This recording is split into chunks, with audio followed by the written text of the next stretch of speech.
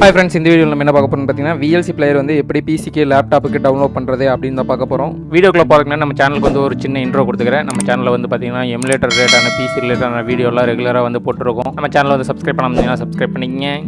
Okay, வாங்க வீடியோக்குள்ளே போகலாம். ஃபஸ்ட்டு உங்கள்கிட்ட இருக்கிற ப்ரௌசர் ஓப்பன் பண்ணுங்கள். ப்ரௌசர் ஓப்பன் பண்ணிட்டு கூகுள் பேஜ் வந்துட்டு VLC மீடியா பிளேயர்னு சர்ச் பண்ணுங்கள். சர்ச் பண்ணிங்கன்னா ஃபஸ்ட்டு ஒரு லிங்க் வரும், அதுக்குள்ளே வாங்க.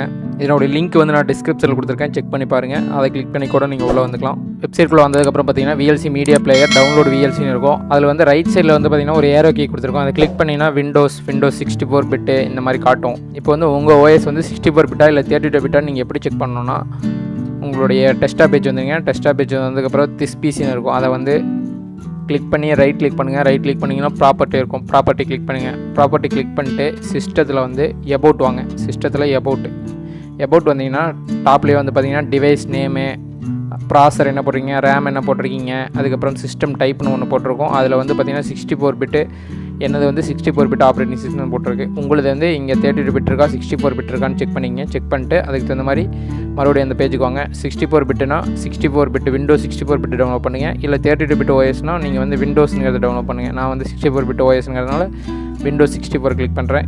கிளிக் பண்ணிங்கன்னா நெக்ஸ்ட் ஒரு பேஜுக்குள்ளே வரும். அந்த பேஜில் வந்து கொஞ்சம் நேரம் வெயிட் பண்ணுங்கள். ஒரு ஃபியூ செகண்ட்ஸ் வெயிட் பண்ணிங்கன்னா ஆப் வந்து டவுன்லோட் ஆகும். வெயிட் பண்ணுங்கள். ஆப் டவுன்லோட் ஆரம்பிச்சிச்சு. 43 MB வந்து ஆப் வந்து டவுன்லோட் ஆகும். வெயிட் பண்ணுங்கள். ஒரு சிலருக்கு ஆப் வந்து டவுன்லோட் ஆரம்பிக்கலன்னா இங்கேயே கிளிக் ஏர்னு ஒன்று இருக்கும், அதை கிளிக் பண்ணி டவுன்லோட் பண்ணுங்கள்.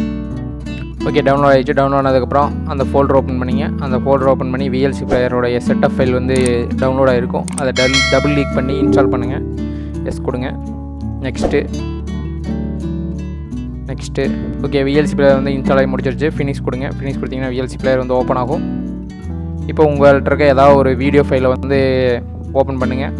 ஓகே, நான் வந்து எங்கிட்ட இருக்க ஒரு வீடியோ ஃபைலை வந்து ஓப்பன் பண்ணுறேன். இதில் வந்து பார்த்திங்கன்னா சவுண்டை வந்து எப்படி இன்க்ரீஸ் பண்ணணும் அப்படின்னு வந்து பார்த்திங்கன்னா, நீங்கள் வந்து ஏரோ கீழே டாப்பு இல்லைனா லோ அழுத்தினீங்கனாலும் இன்க்ரீஸ் ஆகும். அதுக்கப்புறம் ஃபார்வேர்டு வந்து ஏரோ கீ தான். லெஃப்ட் ரைட் அழுத்தினா ஃபார்வேர்டு பேக்வேர்ட் ஆகும். அதுக்கப்புறம் வந்து பார்த்திங்கன்னா சப்டைட்டிலுக்கு வந்து VL அழுத்தினீங்கன்னா வந்து சப்டைட்டில் வந்து ஸ்லோ ஆகும், ஹைட் ஆகும். VLC பிளேயர் இல்லாமல் KM பிளேயர் எப்படி டவுன்லோட் பண்ணுறதுன்னு நம்ம சேனலில் வந்து வீடியோ போட்டிருக்கு, செக் பண்ணி பாருங்கள். KM பிளேயர்லையும் வந்து பார்த்திங்கன்னா எல்லா ஃபார்மேட் வீடியோவும் ஒர்க் ஆகும். VLC பிளேயர் அளவுக்கு ஸ்மூத்தாக ஒர்க் ஆகும். ஓகே, செக் பண்ணி பாருங்கள். ஓகே, பாய்.